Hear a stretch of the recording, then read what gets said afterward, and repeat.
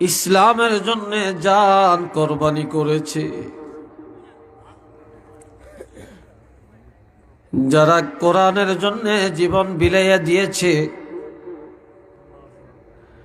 আল্লাহর জমিনে আল্লাহর দ্বীন কায়েমের জন্য যারা জীবন বিলাইয়া দিয়েছে, এমন শহীদ যারা, এই শহীদগণ বিনা হিসাবে জান্নাতে যাবে।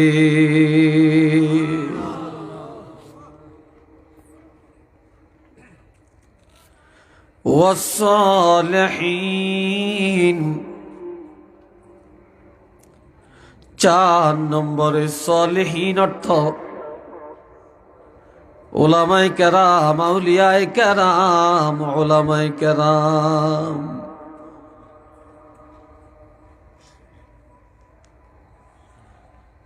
তাহলে আমরা এই আয়াতের দ্বারা বুঝলাম যে আল্লাহকে মানে,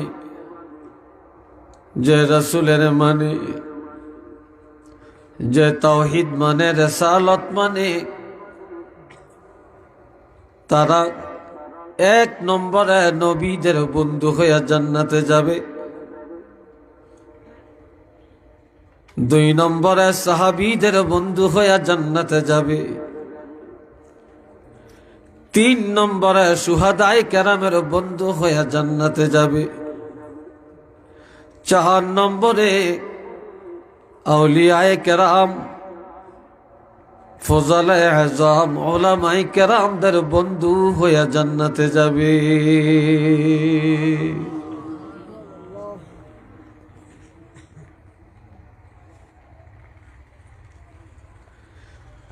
দুনিয়ায় অনেক বন্ধু আছে আমাদের, বন্ধুর কোনো শেষ নাই। আর আমার আল্লাহ বলেন ওয়াহাসুনা উলাইকা রাফিকা,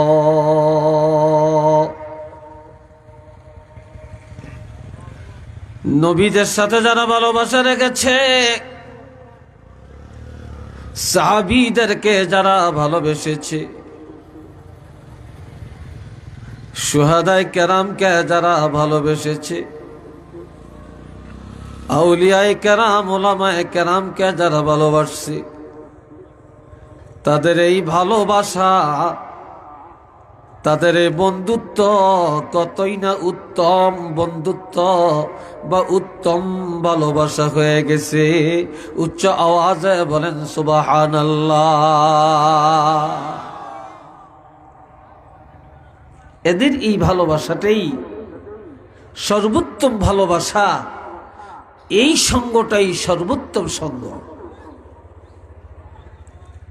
এই জন্য আল্লামা রুমি বলছেন, সোহবতে সালেহ তোরা সালেহ কুনদ,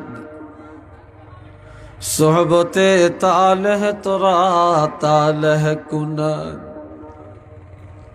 মাইলে মোমেন সোয়ে মোমেন মিশাওয়াদ, মাইলে কাফের সোয়ে কাফের মিশাওয়াদ।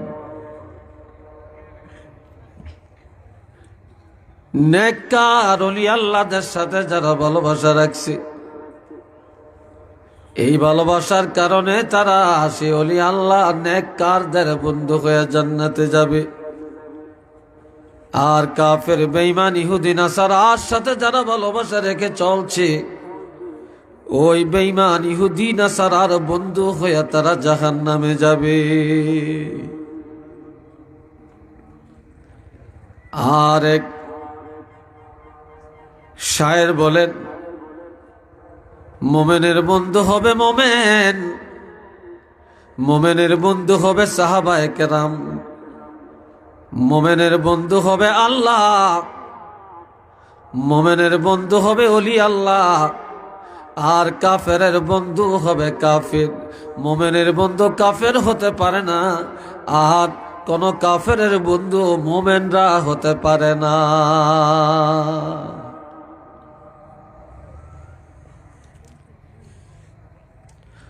আল্লাহ এই ভাইয়ের আমার একজন সাহাবীর আদর্শ কেমন? সাহাবায়ে কেরামরা একে অপররা কিভাবে জানতেন?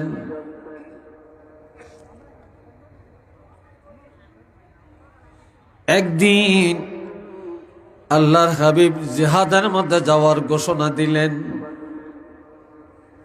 কোথায়? আমি কথা জিগাইলে একটু উত্তর দিয়েন, মেনমিন আওয়াজ দিয়েন না। আমরা কি বাঘ মার্কা মুসলমান না বিলাই মার্কা মুসলমান? তো কথা বলেন না কেন? মনে হয় যেন কথা ভিতর থেকে বের হতে চায় না। খিদা লাগছে খুব, মনে হয় সিন্নি টিনি খাওয়াইয়া বইলে ভালো হইতো।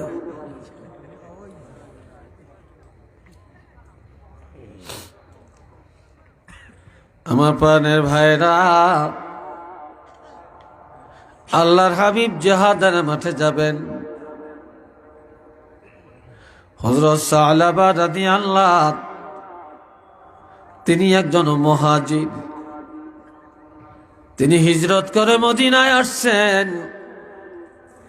আর মদিনার একজন আনসার। এই মদিনার আনসারের সাথে মুহাজির সাহাবীর একটা বন্ধুত্ব হয়ে গেল।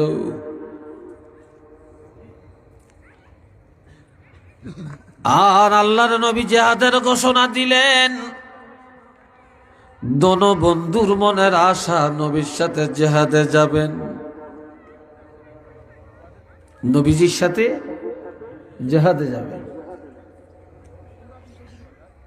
এদিকে কথা হচ্ছে কেন?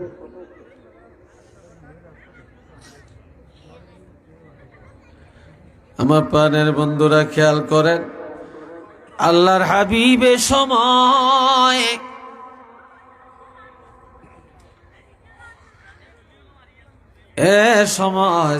সালাবার নামটা ঘোষণা দিলেন, কিন্তু আনসারের নাম ঘোষণা করলেন না।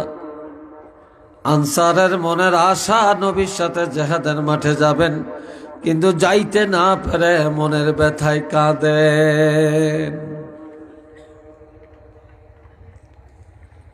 নবী তাকে ডাকলেন, আনসার রে তুমি কাঁদো কেন?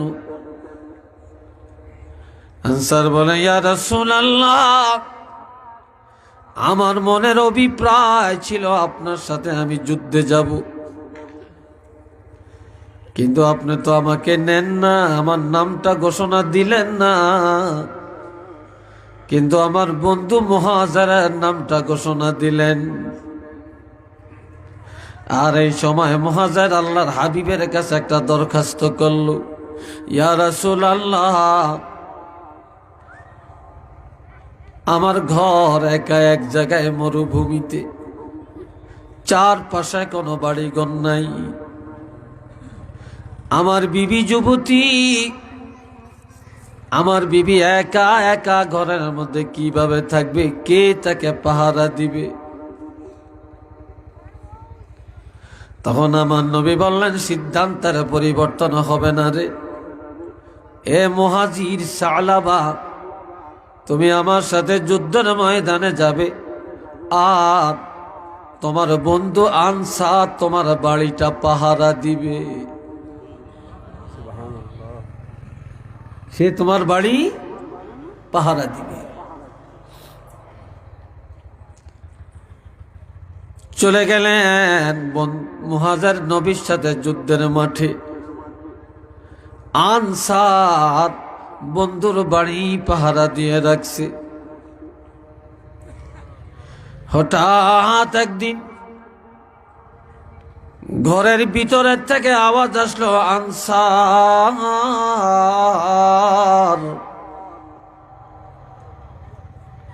যখন আনসার বলে ডাকটা দিল, আনসার ঘরের পাশে গিয়া দাঁড়িয়ে গেল। এবার বন্ধুর পরিবার একটা কাগজ লিখে কিছু বাজার সদায়ের কথা কাগজের মধ্যে লিখে দিল। আনসার বাজারে চলে গেলেন, বাজার সদাইগুলো নিয়ে আসলেন।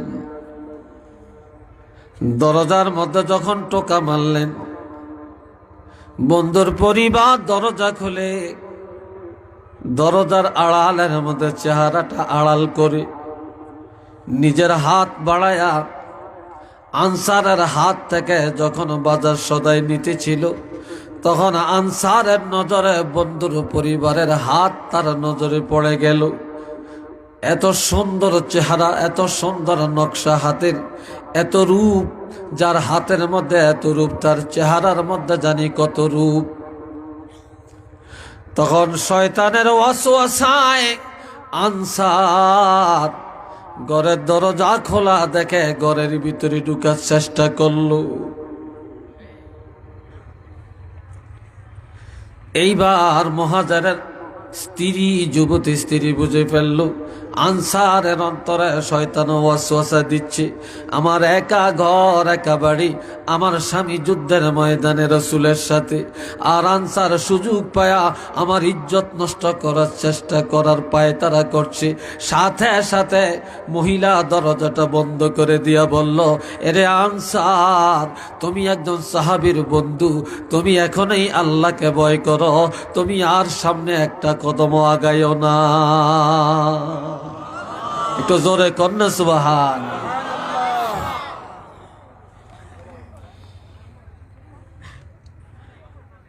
আর সময় আনসার এত লজ্জিত হলো, লজ্জিত হইয়া বাড়ি ছেড়ে পাহাড়ে পাহাড়ে পাগলের ন্যায় ঘুরে আর আমার আল্লাহকে ডাকে, আর নিজের অপরাধের জন্য অনুশোচনা করে। জিহাদের ময়দান থেকে বিজয় বেশে গাজীর মর্যাদা নিয়া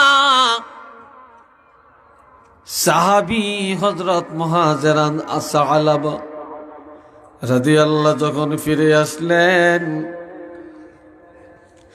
বাড়িতে এসে বিবিকে বলল, বিবি রে, আল্লাহর হাবিবের নির্দেশে আমার বন্ধু আনসার বাড়ি পাহারা দেওয়ার দায়িত্বে ছিল, সে বন্ধু আনসার কোথায় আছে? বিবি বলে ফেলল, স্বামী, আনসার কোথায় আছে এটা বলতে পারি না, তবে এমন আনসারকে যেন এই জমিনের উপরে আল্লাহ লালন পালন বা রক্ষা না করে।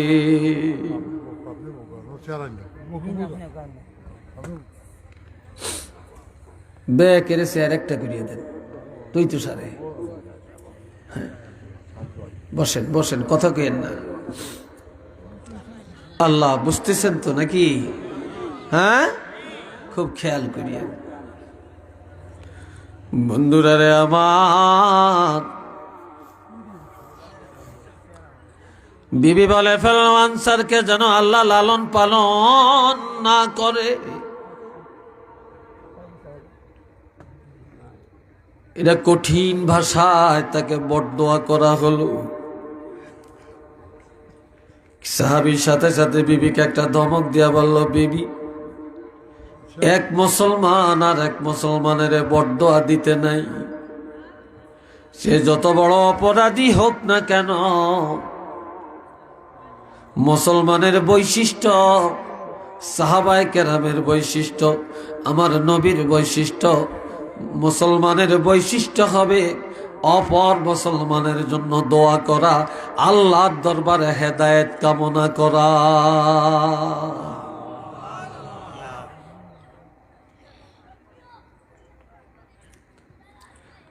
তখন সাহাবী বুঝে ফেললেন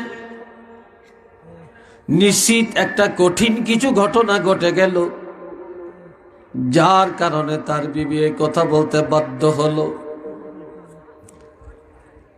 তখন মুহাজির একজন সাহাবী, তিনি চিন্তা করেন, আমি একাই জান্নাতে যাব এটা তো হবে না, সাহাবীরা জান্নাতে যাবে এটা তো হয় না, আমার ভাই আনসার যদি কোনো গুনাহে লিপ্ত হইয়া জাহান্নামী হয়ে থাকে, তাহলে আমার একজন সাহাবী হইয়া প্রথম দায়িত্ব হবে আমার ভাইকে জাহান্নাম থেকে বাঁচানো। সে কোথায় আছে তালাশ করি, এবং সে যে অন্যায় করেছে সেই অন্যায়ের জন্য তাকে তওবা করানোর ব্যবস্থা করি।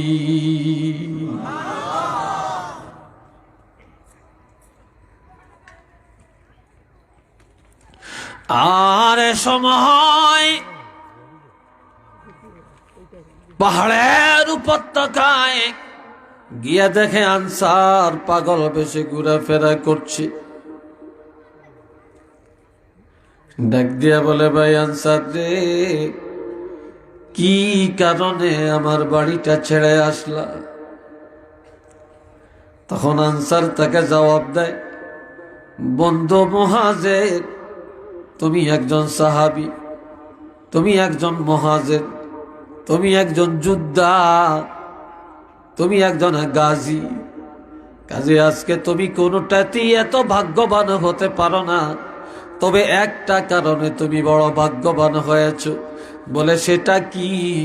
কয়, তুমি সাহাবী, তোমার শান, তোমার মান, তোমার যুদ্ধের বাকপটুতা, তোমার সাহসিকতা, তোমার হিম্মত একটা কারণেই বৃদ্ধি পেয়েছে, সেটা হলো তুমি একটা পৃথিবীর জমিনে একজন দিনদার, পরহেজগার, আল্লাহওয়ালা নারীর বিবি হওয়ার কারণে।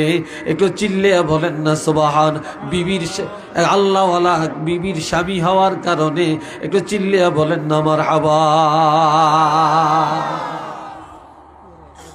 একজন আল্লাহওয়ালা, একজন নেককার দিনদার মহিলার স্বামী হওয়ার কারণে সকল দিক থেকে তোমার ভাগ্য আল্লাহ সুপ্রসন্ন করেছে। আল্লাহ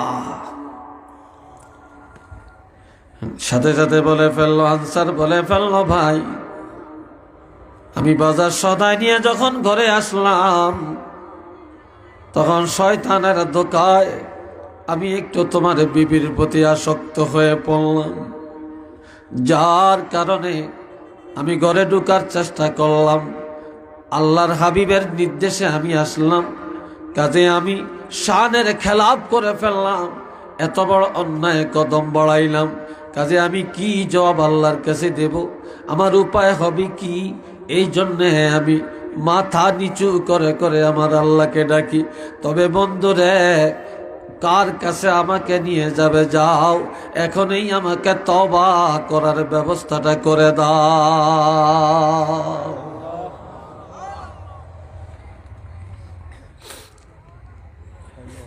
এই সময় দুই বন্ধু চলে গেলেন হযরত ওমরের দরবারে। কার দরবারে? হযরত ওমর ফারুক রাদিয়াল্লাহর কাছে। হযরত ওমরকে ঘটনা জানানো হয়। হযরত ওমর বলে, আমি ওমর জানি না কিভাবে আল্লাহ এমন অপরাধী আনসারকে ক্ষমা করবে। চলে যাও, আমার কাছে দেরি করবা না, কারণ আমার ভয় লাগতেছে এমন অপরাধীর কারণে না জানি কোনো গজব এসে পড়ে। চলে গেলেন হযরত আবু বকর সিদ্দিকের দরবারে। সিদ্দিক আকবরকে ঘটনা জানায়। হযরত আবু বকর সিদ্দিক রাদিয়াল্লাহু বললেন যে আনসার এত বড় অন্যায় কদম বাড়ালো, এই আনসারকে কিভাবে আল্লাহ ক্ষমা করবে? আমি আবু বকর জানি না, তবে আমার থেকে দূর হয়ে যাও, আমার ভয় লাগতেছে এমন অপরাধীর কারণে না জানি কোনো গজব চলে আসে। এরপরে চলে গেলেন আল্লাহর হাবিবের দরবারে। যাকারান নবিয়া সাল্লাল্লাহু আলাইহি ওয়াসাল্লাম, পুরাটা ঘটনা নবীকে জানানো হলো। ফাসাকাতান নবিয়্যু সাল্লাল্লাহু আলাইহি ওয়াসাল্লাম, আল্লাহর হাবিব কোনো কথা না বলে, কোনো জবাব না দিয়ে চুপচাপ করে বসে রইলেন।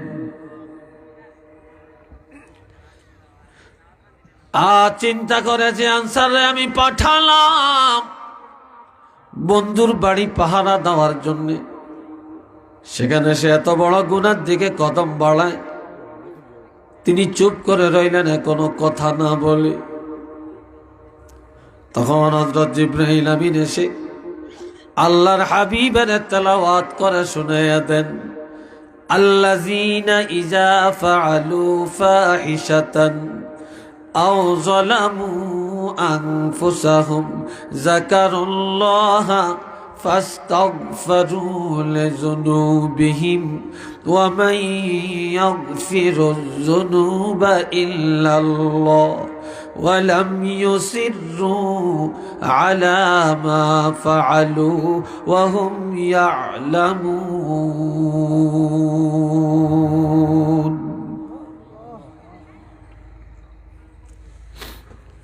এ বাবাজিরা আমার আল্লাহ বলেন, জিবরিল আমিনকে পাঠিয়ে দিয়া ঘোষণা দিয়া দেন, যারা অন্যায় করে ফেলে, ব্যভিচার করে ফেলে, সীমা লঙ্ঘন করে ফেলে, বা কবিরা গুনাহ করে ফেলছে, আর গুনাহ করে কারো ক্ষতি করে না, আও যালামু আনফুসাহুম, যারা অপরাধ করে নিজের আত্মার উপরে জুলুম করে বসছে, অপরাধের কারণে নিজকে নিজে জাহান্নামী বানাইয়া দিয়েছে। এরপর যাকারুল্লাহ, আমার আল্লাহকে স্মরণ করে অনুতপ্ত হয়, নিজের গুনার চিন্তা করে, গুনার জন্য অনুতপ্ত হয়, কান্দে, আমার আল্লাহকে ডাকে, ফাস্তাগফিরু লিযুনুবিহিম, আর গোপনে গোপনে আমার আল্লাহর কাছে ক্ষমা চায়। আমার আল্লাহর কাছে যারা ক্ষমা চায়, মাপ চায়, তওবা করে, আল্লাহ জানিয়ে দেন, ওয়া মান ইয়াগফিরুয যুনুবা ইল্লাল্লাহ, হাবিব আপনি জানিয়ে দেন, এমন অপরাধীর অপরাধ আল্লাহ ক্ষমা না করলে কে আছে বন্দার গুনাহ ক্ষমা করবে? আপনি আনসারকে জানিয়ে দেন, আমি আল্লাহ এই আনসারের অপরাধকে ক্ষমা করে দিয়েছি। একটু চিল্লিয়ে বলেন না সুবহানাল্লাহ।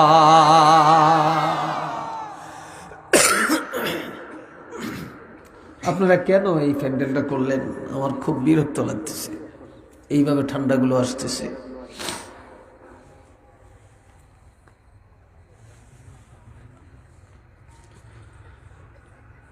আল্লাহ, একটু দরুদ শরীফ পড়েন, আল্লাহুম্মা সাল্লি আলা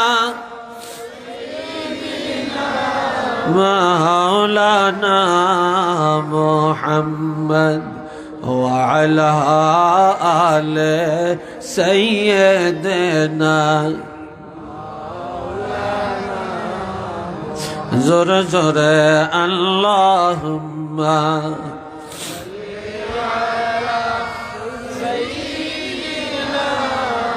জোরে জোরে মাওলানা মুহাম্মদ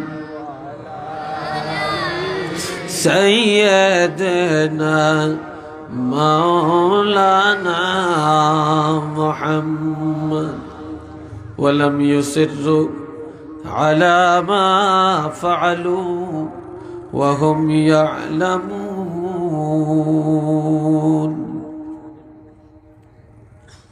ঈমানদারেরা ইচ্ছা করে অপরাধ করতে পারে না। মুসলমান ইচ্ছা করে করে কবিরা গুনাহ করতে পারে না।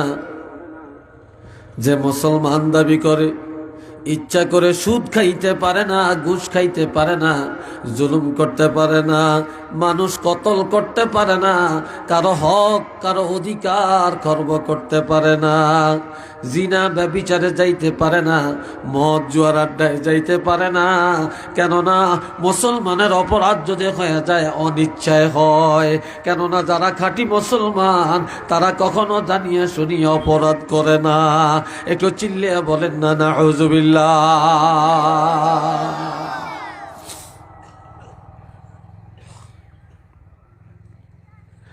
আর ইচ্ছা করে যারা গুনাহ করে, আর ইচ্ছা করে করে যারা গুনাহ করে, গুনাহ করাটাকে যারা অপরাধ মনে করে না, হারাম পথে চলাটাকে যারা অপরাধ মনে করে না, এই অপরাধ মনে না করাটা এটা হলো কুফুরি। এটার দ্বারা ঈমান চলে যায়।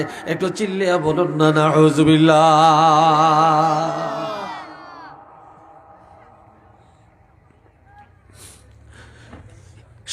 সাহাবায়ে কেরামের সবচেয়ে বড় আদর্শ হলো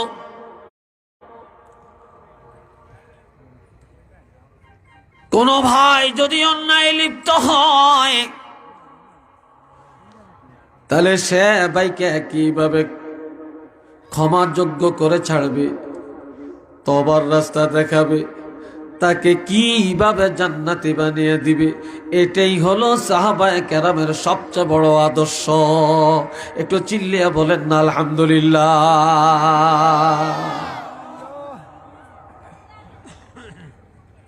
আমার ভাইরা রে, আল্লাহর হাবিব হাদিসের মধ্যে ইরশাদ করেন, ক্বালা রাসূলুল্লাহি সাল্লাল্লাহু আলাইহি ওয়াসাল্লাম, আসহাবী কান্নুজুম বিআইহিম ইক্তাদাইতুম ইহতাদাইতুম।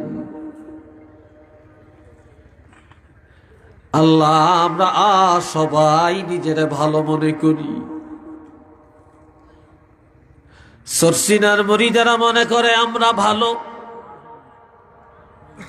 জোনপুরের মুরিদেরা মনে করে আমরা ভালো,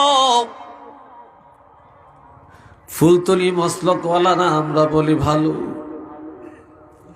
বদরপুরি সাহেবের অনুসারী বলি আমরা ভালো, বিস্কুটি সাহেবের অনুসারী যারা তারা বলে আমরা ভালো, আবার আলিয়ায় যারা পড়ে বলে আমরা ভালো, আবার কওমিতে যারা পড়ে তারা বলে আমরা ভালো, যারা মাজার পূজা করে তারা বলে আমরা ভালো, যারা ঈসা আলাইহিস সালাম করে, শানে রিসালাত করে কয় ভালো। কিন্তু কারা ভালো এই কথাটা, কারা সঠিক পথের মধ্যে আছে এই কথা আমার নবী বলেছেন যে আমার সাহাবীরা হলো তারকা সাদৃশ্য। আমার সাহাবীদের মর্যাদা, সাহাবীদের শান হলো এরা তারকার মতো। অন্ধকার রাত্রে যখন পূর্ণিমার চাঁদ নাই, সূর্যের আলো নাই, তখন তারকা অনুসরণ করে করে মানুষ চলে। আমি রাসূল যখন থাকব না তখন আমার উম্মতেরা সাহাবায়ে কেরামের অনুকরণ অনুসরণ করে চলবে। যারা সাহাবীদের নিয়ম নীতির উপরে চলবে তারা সঠিক হেদায়েতের মধ্যে থাকবে, আর সাহাবীদেরকে যারা মানবে বা মানল তারাই হেদায়েত গ্রহণ করিয়া নিল। উচ্চ আওয়াজে বলেন না সুবহানাল্লাহ।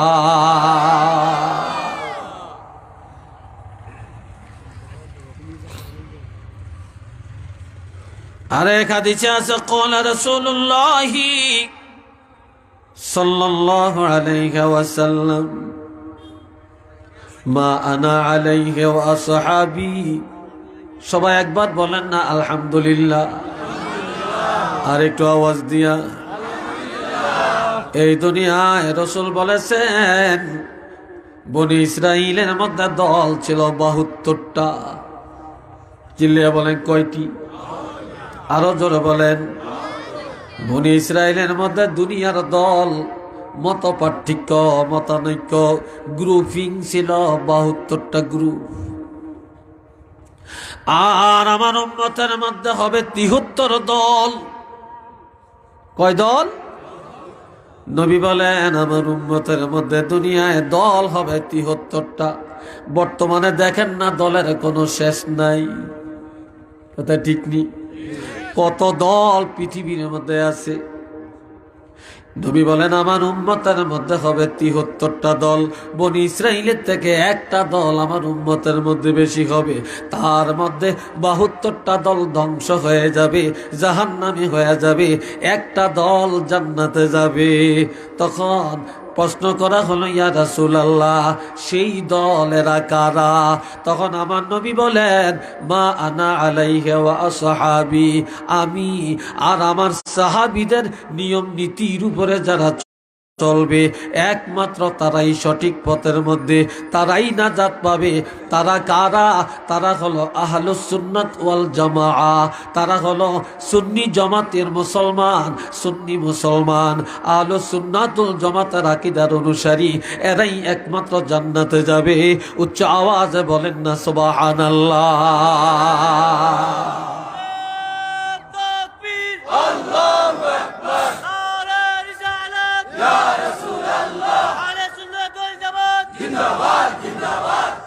মাশাআল্লাহ, সবাই বলেন আলহামদুলিল্লাহ। তাহলে সাহাবীদের শান নবীর কথা দিয়ে এত বাড়ালেন, এত মর্যাদা, যে মা আনা আলাইহি ওয়া আসহাবি, আমি আর আমার সাহাবীদের উপরে যারা থাকবে একমাত্র তারাই নাজাত পাবে, তারাই হলো আহলুস সুন্নাত ওয়াল জামাআহ। সেটা ফুলতলি মুসলকেরও হতে পারে, সরসিনা মুসলকেরও হতে পারে, সে যেই মুসলকের হোক না কেন, যদি এই আদর্শ তার মধ্যে থাকে, সেই হলো আহলুস সুন্নাহ। একটু চিল্লিয়া বলেন না মারহাবা।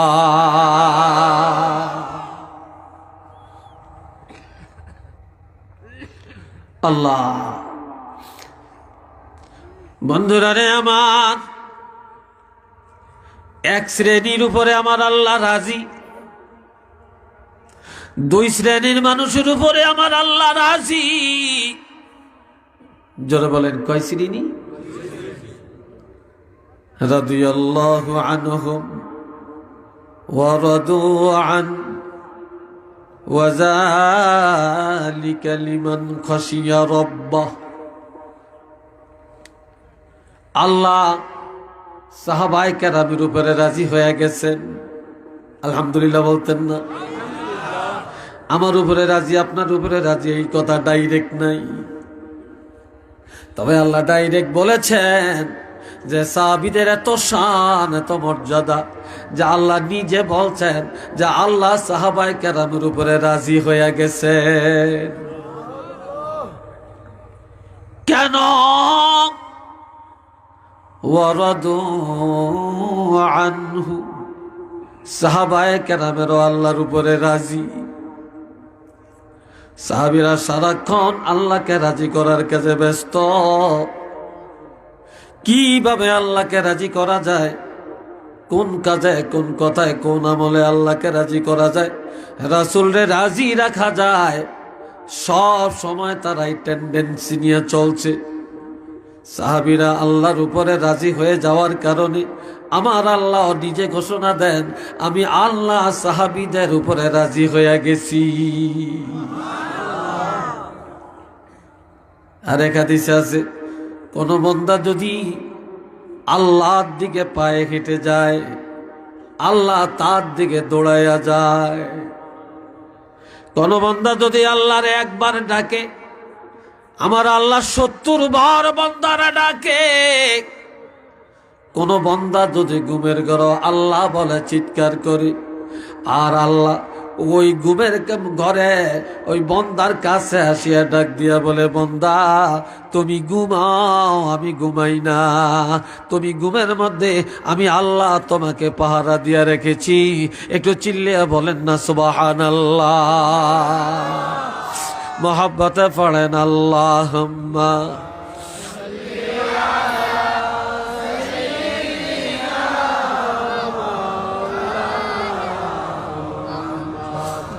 ওয়া আলা আলি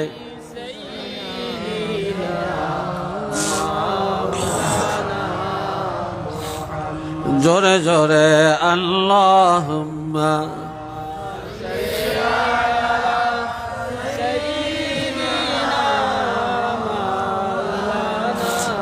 মুহাম্মদ ওয়া আলা আলি সাইয়্যিদিনা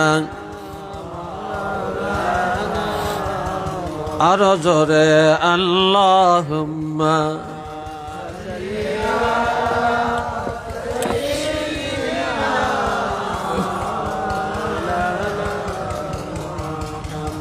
ওয়া আলা আলি সাইয়্যিদিনা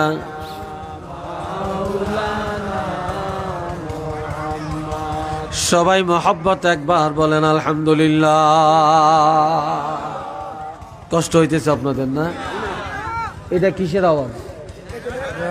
এই কোন ব্যাককলে এখানে জেনারেটর লাগাইছে? হ্যাঁ, এটার আক্কল হোসেন তো থাকা দরকার। মাহফিলের এত কাছে জেনারেটর লাগায়, আর এই জেনারেটর আওয়াজে এখন আপনারা কথা বুঝবেন না, আমি বলতে পারি। এটাকে বলে আকল, এটাকে বলে বিবেক।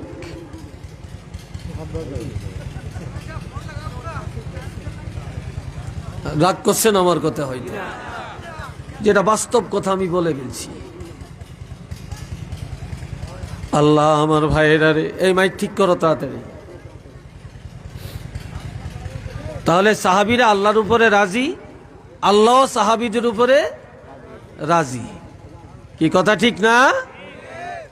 আর এক শ্রেণীর উপরে আল্লাহ রাজি। ওয়াযালিকা লিমান খাশিয়া রাব্বা। এই দুনিয়ায় যারা আমার আল্লাহকে ভয় করে, সব সময় আমার আল্লাহকে ভয় করে চলে, উঠতে বসতে শুইতে খাইতে দুনিয়ার প্রত্যেকটা কাজে যারা আমার আল্লাহকে ভয় করে চলে, আমার আল্লাহ বলেন ওই আল্লাহকে ভয় করে এমন বান্দা বান্দির উপরে আল্লাহ রাজি হয়ে গেছে। তাদের উপরও আল্লাহ রাজি হয়ে গেছে। তাহলে এই দুনিয়ায় সাহাবায়ে কেরামের পরে, শুহাদায়ে কেরামের পরে সবচেয়ে বেশি ভয় আল্লাহকে যারা করে, তারা হলেন আউলিয়ায়ে কেরাম, তারা হলেন উলামায়ে কেরাম। কন্যা উচ্চ আওয়াজে মারহাবা।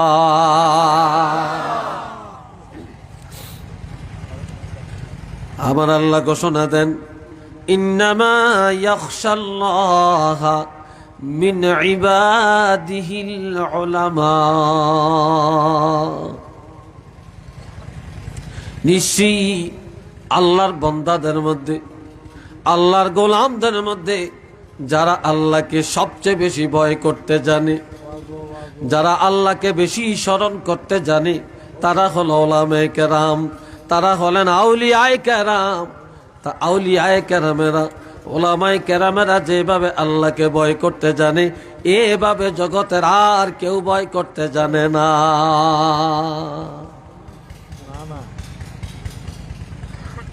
আমার বন্ধুরা রে খেয়াল করেন, তাহলে যারা উলামায়ে কেরাম, যারা আউলিয়ায়ে কেরাম, যারা সালেহিন নেককার, তাদের উপরে আল্লাহ রাজি না বেরাজি? কি আল্লাহ রাজি না বেরাজি? আর একটু জিল্লে কোন আল্লাহ রাজি। আজকে আমরা যারা এখানে আসছি, আল্লাহকে রাজি করার জন্য না বেজার করার জন্য? সাহাবীদের জিন্দেগিটা ছিল আল্লাহকে রাজি করার কাজে না বেজার করার কাজে?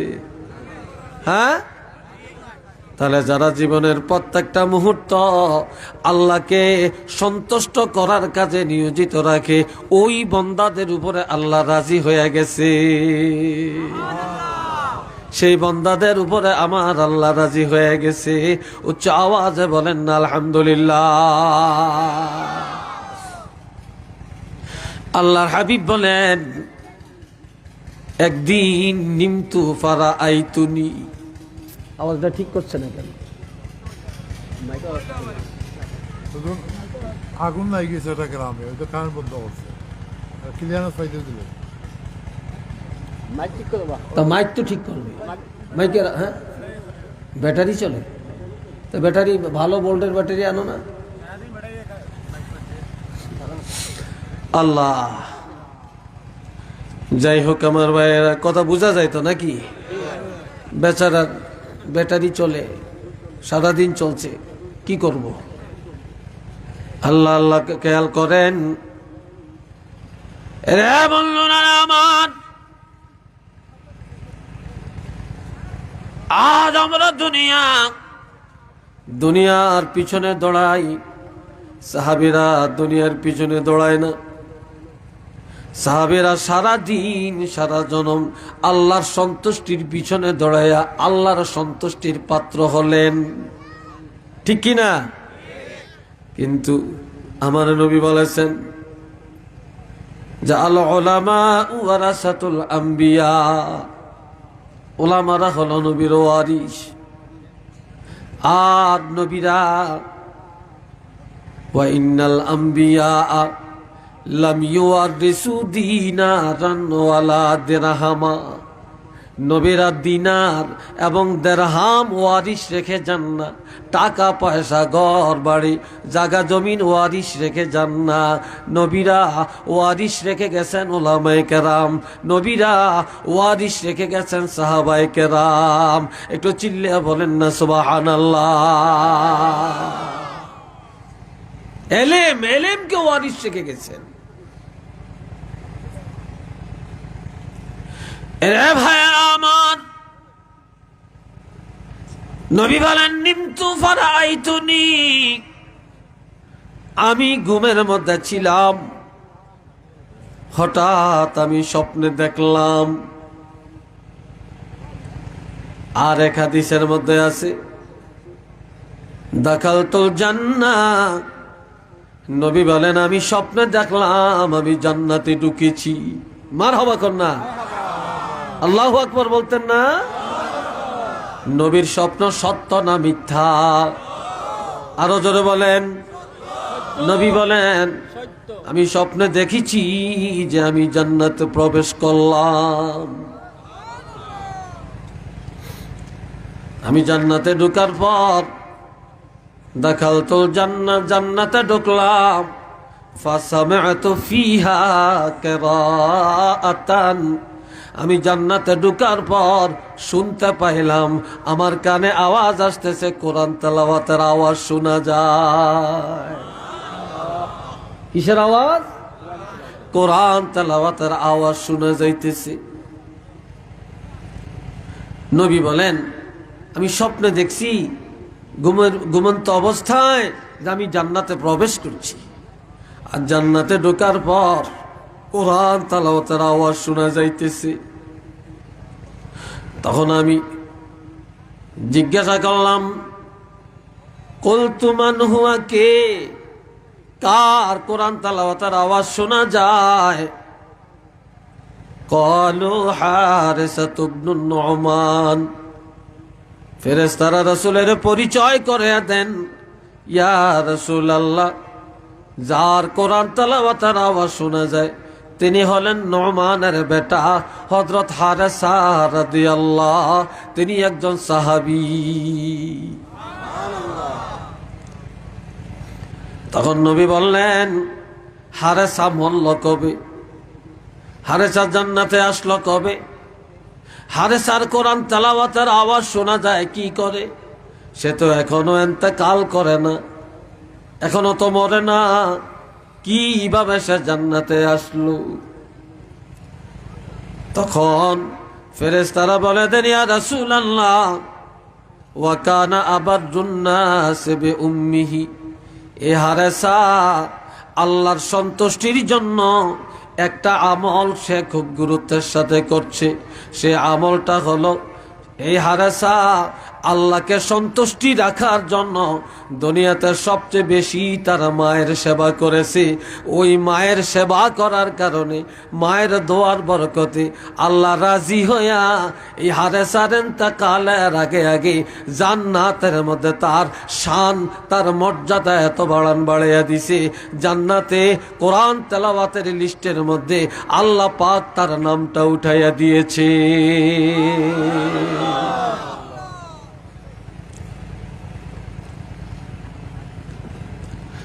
আল্লাহ, আজ এই খেদমতটা তো আমাদের মধ্যে নাই।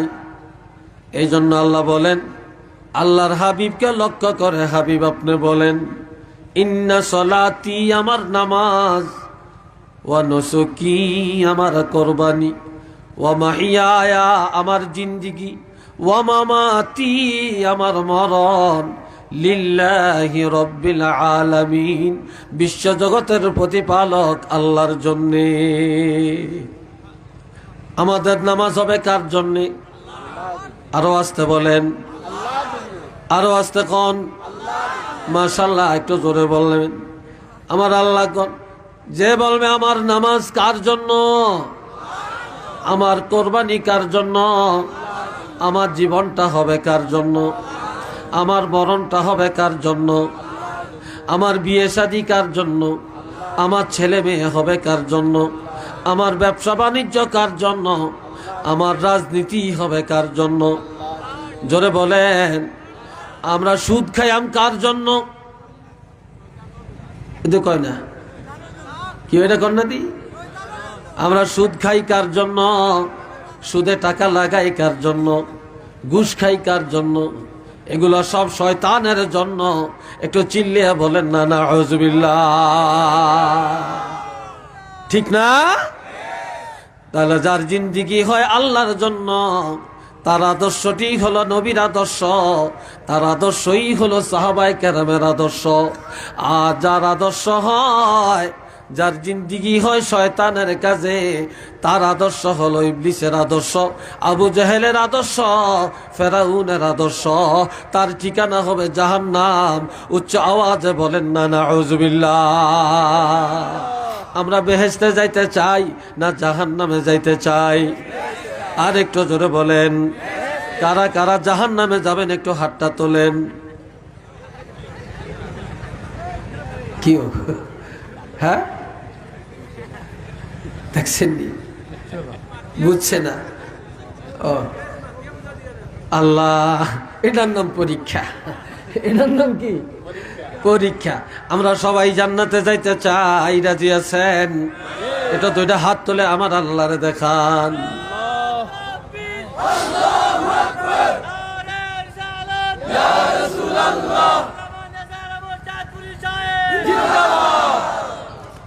মাশাআল্লাহ। এ ভাইরা আমার সাথে বলেন আলহামদুলিল্লাহি রাব্বিল আলামিন। বলছেন সবাই?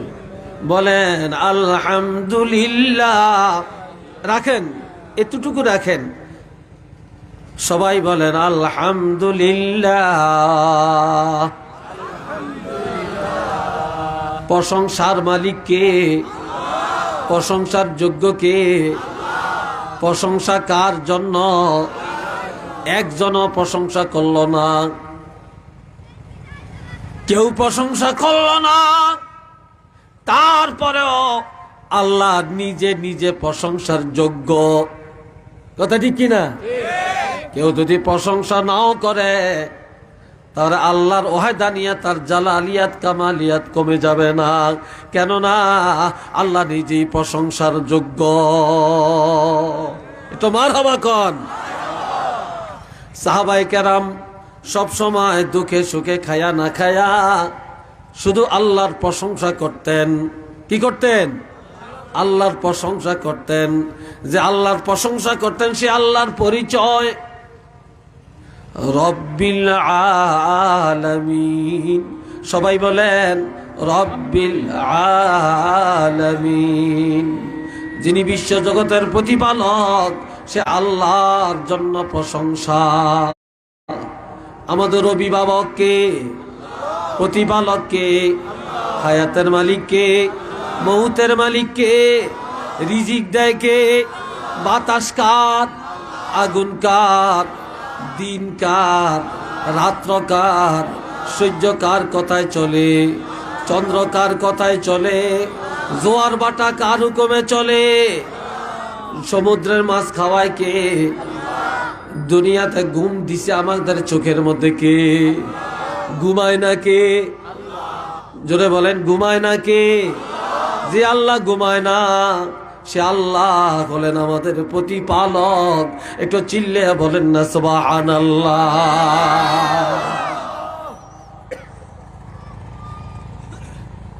আমনে গো এলাইগঞ্জের থেকে, রাখালগঞ্জ বাজারের থেকে কক্সবাজার যাইব সমুদ্র সৈকত চাইতে। একদল যুবক বাউ হইছে, গাড়ি ভাড়া করছে। রাত্র 10টায় গাড়ি সারিয়া সিলেট গেছে। তো সিলেট যে তেল লইছে, গ্যাস লইছে, লইয়া গাড়ি হাইওয়ে রোডে চালাইছে, বাইপাস রোডে। শেরপুর গেছে, শেরপুর যে বাইপাস রোডে গাড়ি রওনা করছে।